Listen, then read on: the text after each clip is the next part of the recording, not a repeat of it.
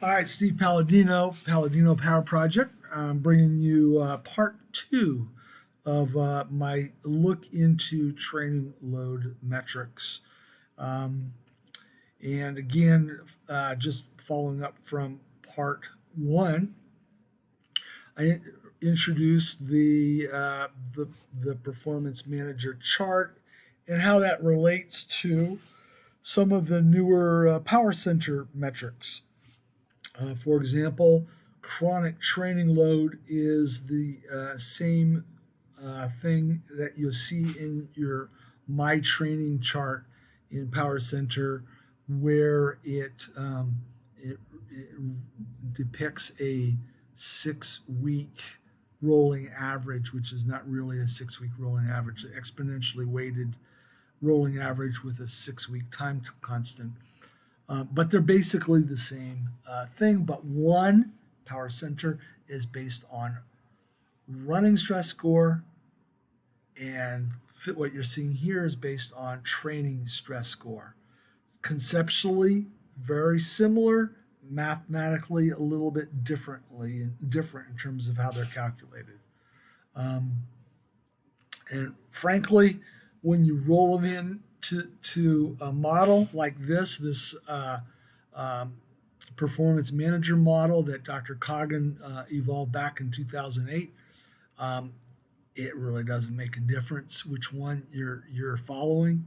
It really doesn't. I have followed them side by side, and the differences are very, very, very nuanced and not really that significant. So that little aside, I want to go into this building your chronic training load. What we do when we're in a training build and we're trying to build our capacity.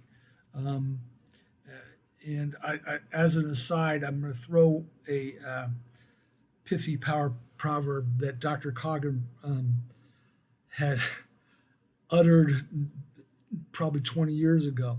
The more you train, the more you can train. So um, the more you build your CTL, the more you're able to handle this larger training load on a regular basis.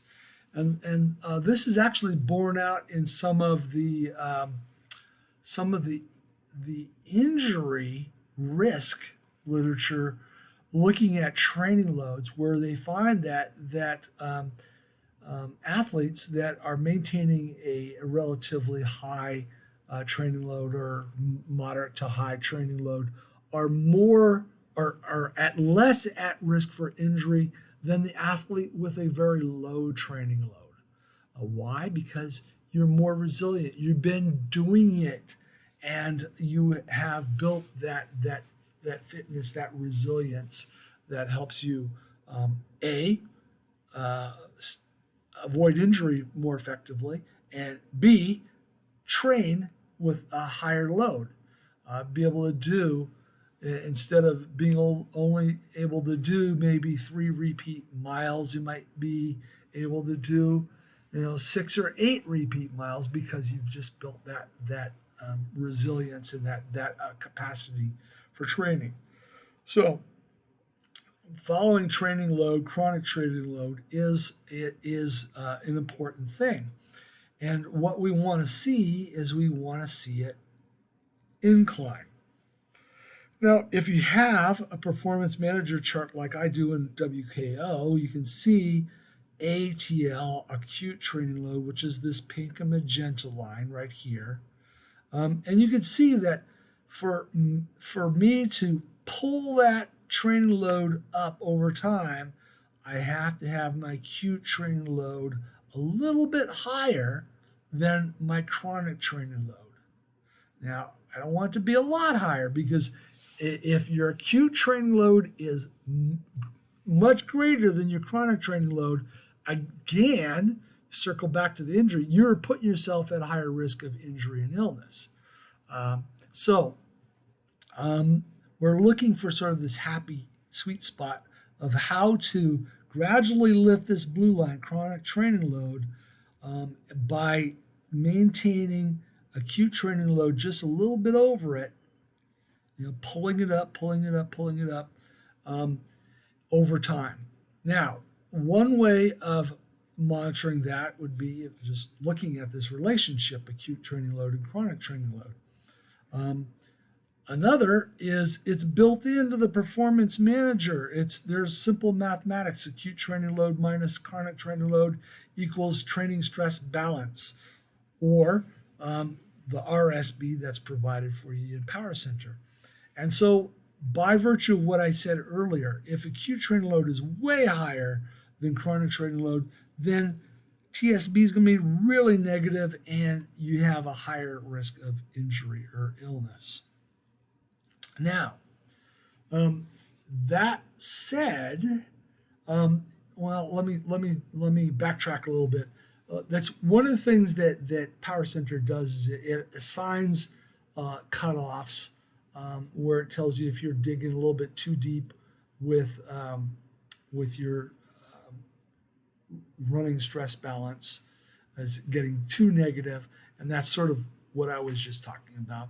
And it'll tell you if it's getting in the sweet spot, and it'll tell you if it's getting too high. Now, keep in mind that training stress balance or running stress balance is just one metric. It's just one metric.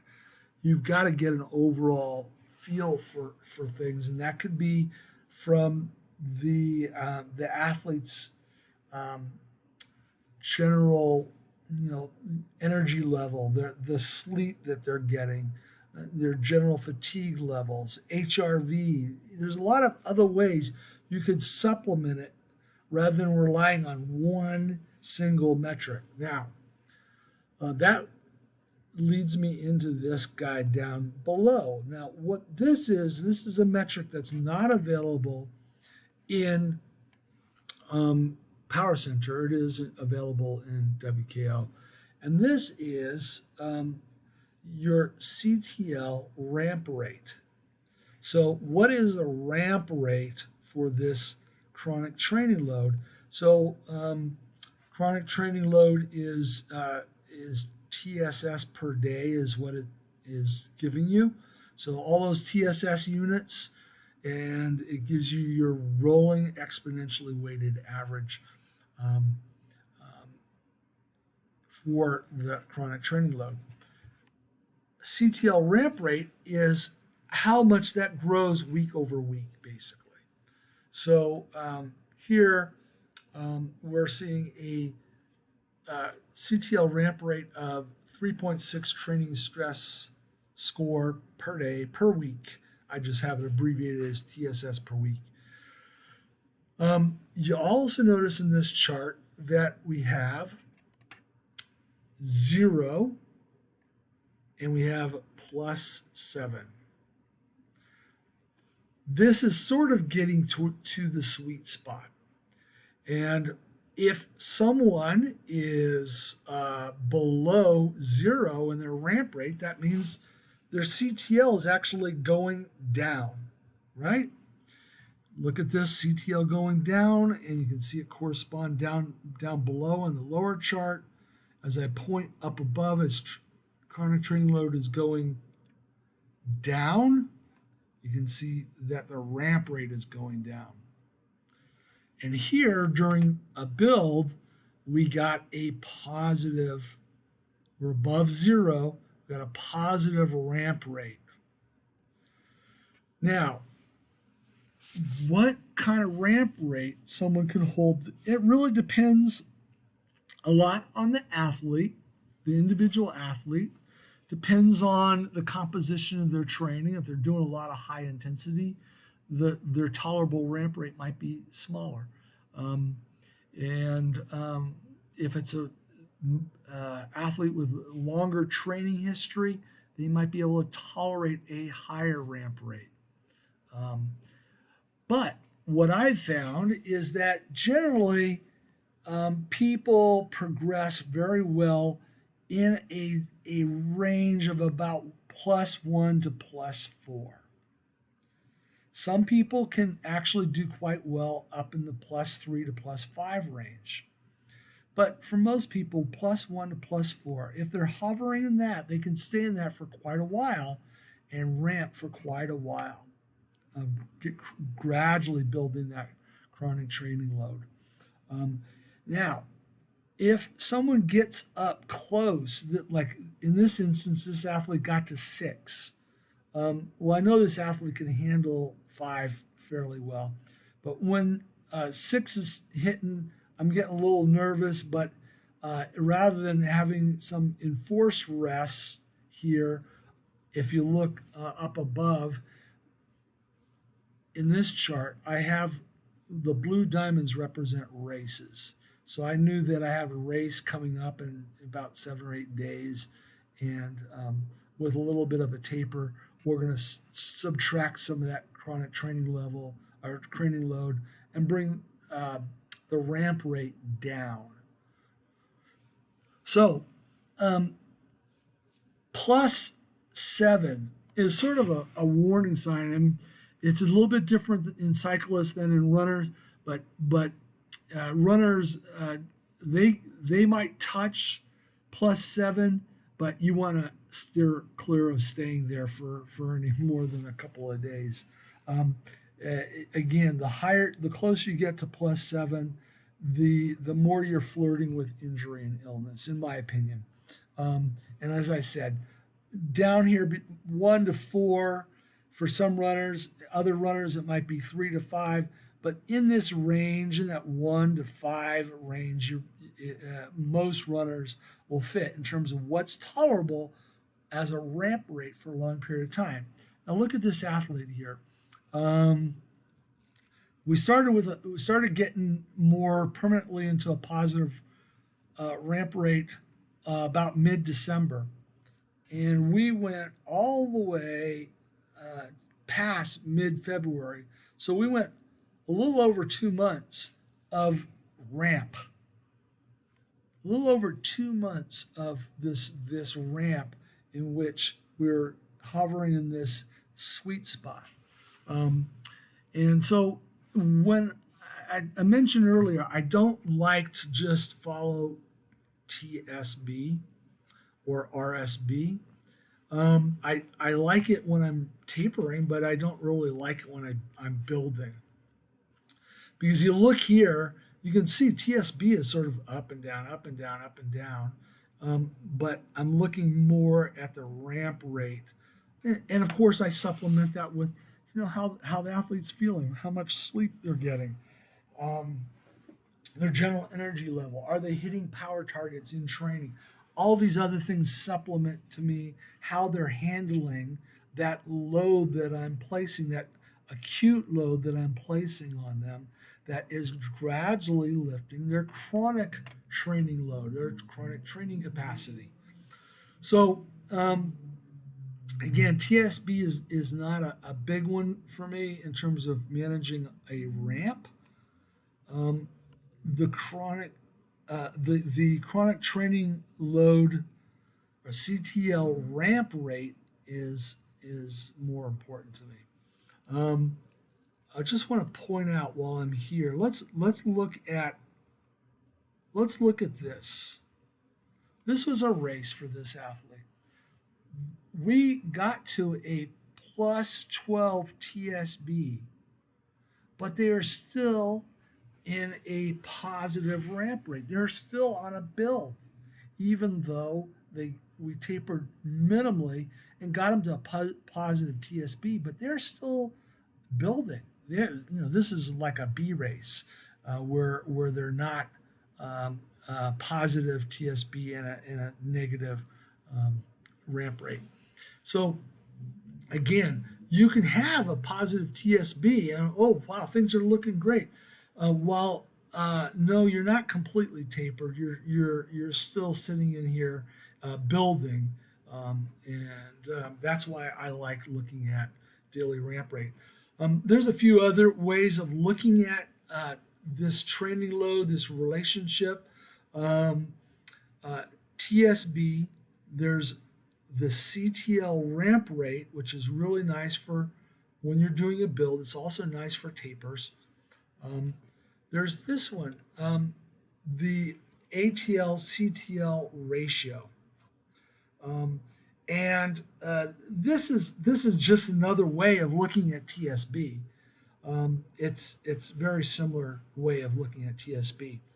Um, Basically, have been people who have looked at this ratio of ATL to CTL and found that over 1.3 is getting a little risky in terms of having your ATL too much greater than your chronic training load. Your acute short-term training is getting a little bit too heavy TSS versus what you've done chronically if it's over that 1.3.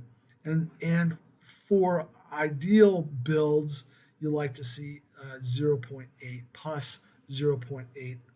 And you can see that again, and for this athlete here, they're actually in this range of 0.8 to 1.3 for a period of about 3 months, November, December to January to February, about 3 months. If you look at it this way, it's a little bit different. If you look at it ramp rate, it's a little bit a shorter period that we're in that positive ramp rate. But it just gives you another look at this chronic load versus acute load and determining what's right, what's not, what's too much when you're building. You do get your daily TSS. It looks sort of like this, but really what I've done here in this particular chart is I'm looking at your TSS as a percent of your chronic training load. So you can see on this day, this is a long run, this is a long run, long run. These days here, that's a tempo interval day, tempo interval. These days, right here, where you're just below 100%, and here is dramatically below 100% of your CTL. Those are more recovery days. So again, think about it. If you're training stress on a given day, your training stress score or your running stress score, if it's bigger than your chronic training load, then you are going to be lifting your chronic training load up, as we did in each of these instances. If it's below your chronic training load, then your chronic training load is going to drop just a little bit. Notice we don't have straight lines here. We have days when here's a long run. If you look down below, there's a long run. And you look up above, there's a little bit of a spike in acute training load and even a little tiny bump in chronic training load. And then we see the next day, consequent to that higher load that day, we've got a lower training stress balance because it's reported the next day what that balance is. So there's a little bit of a look in terms of how to get a deeper look at your training load, particularly in a build, and in particular, how to manage a build so you don't let it get out of hand and you don't get in a high injury risk where your ramp rate is way up above or your TSB is really negative or your ratio is sitting way above 1.3. So there are some deeper looks into a build, and namely when I say build, we're wanting to build chronic training load. Again, caveat, we want as many data points as possible, meaning as many looks. Yes, we want to see ramp rate go up, or we want to see chronic training load, this blue line, we want to see it go up. We want to see it trending up. But how do we determine what's the right rate? Well, we look at the rate, we can look at TSB, we can look at CTL rate ratio, we look at percent. There's a lot of different things, including things that aren't here numerically.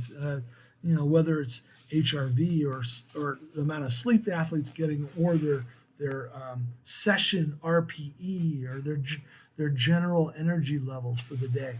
So hopefully that helps. On the build side, that's part 2 of this presentation. And next one, I will come back and talk about the taper side. Thank you very much. See you next time.